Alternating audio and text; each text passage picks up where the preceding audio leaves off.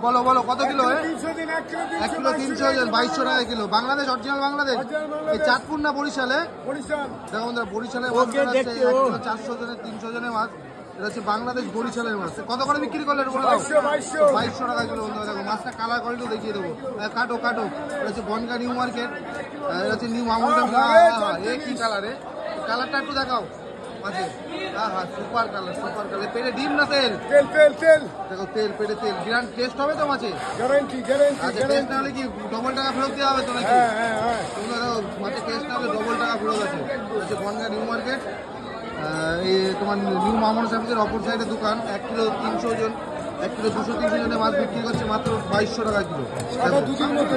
সাদা দুধের মতন কালার। কোনো ডিম নেই তো মাছে?